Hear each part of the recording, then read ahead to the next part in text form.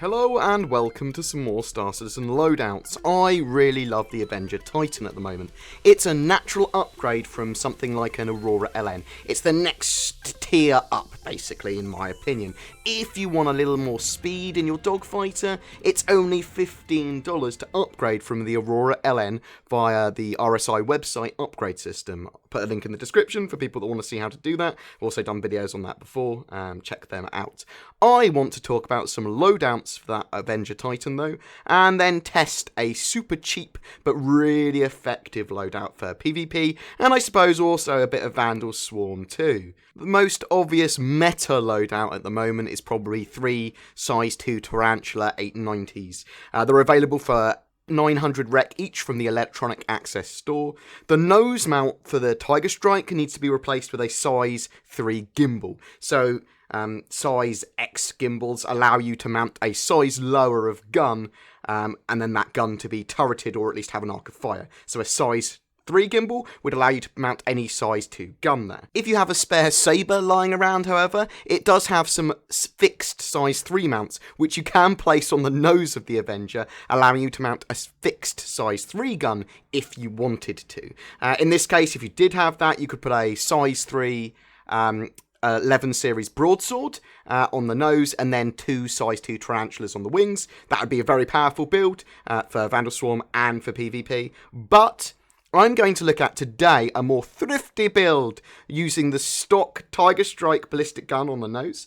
And this build is going to be one for gimbaled users too. I'm still going to be flying in relative mode with basically locked gimbaled weapons, but if you want to use gimbaled, all of the weapons here are gimbaled anyway, so it's your choice, and it still works pretty well wherever you want to use it. When looking at what weapons to pair with another weapon, the most important thing to do is to look at its projectile travel speed. So these figures need to match up. You can see it in the holo table. The Tiger Strike has a projectile travel speed of 1600. Basically, if I choose another weapon with a similar travel speed, or the same travel speed, then my weapon pips will be either similarly or directly matched up, meaning that I can fire all my weapons together, or at least bring them all to bear at the same target without having to re-aim. In the description as well below, I'll link to the latest spreadsheet that I use with all the weapon data in it for easy comparison, so you can see all of them at a glance, all the different weapon stats. So as we're using gimbaled mounts on the wings, we're looking for size 1 weapon that will match up with the Tiger Strike, and we're going to use size 1 9 series longswords. They've got a projectile speed of 1600 as well, so they match up perfectly, which is great, which means they both hit at the same time when I fire, as long as I can aim.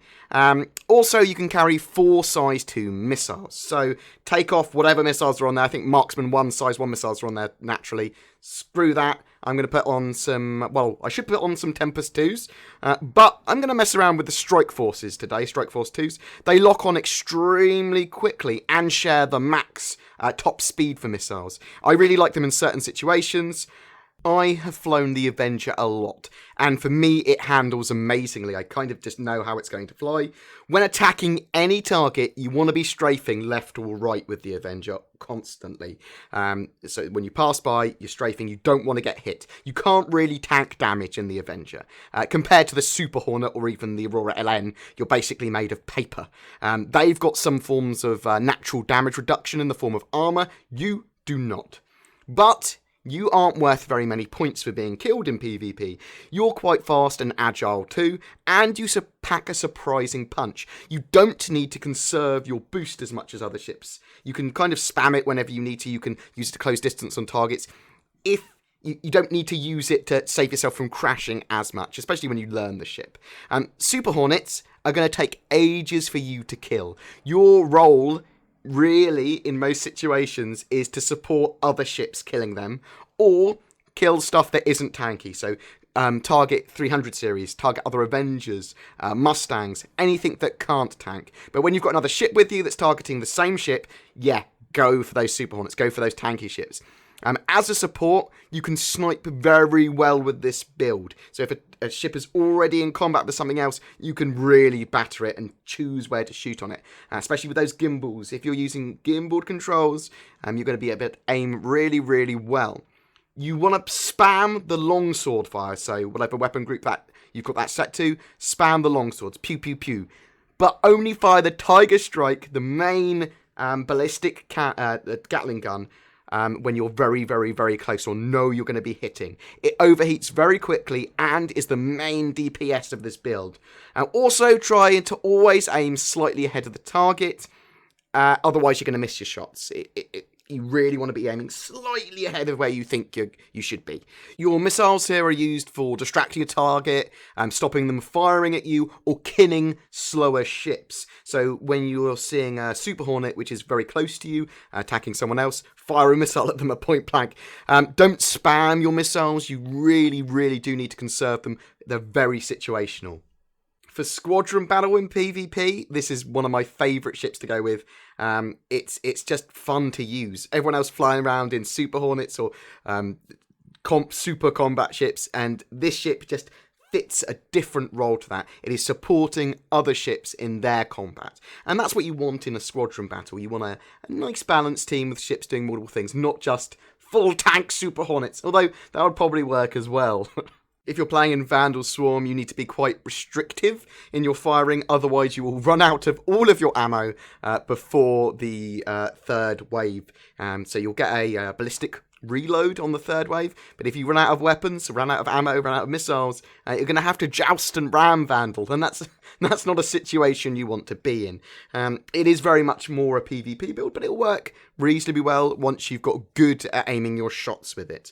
And that's what this and a lot of other ballistic builds, and I suppose Star Citizen in general relies on. The more you learn the weapons, the more you learn your ship, because every different ship, even with exactly the same weapons loadout, will fire and fly differently. Just because you're in a different ship, you're in a different circumstance, a different environment. You're going to be ahead of targets more, you're going to be behind them more, you're going to be closing on them quicker.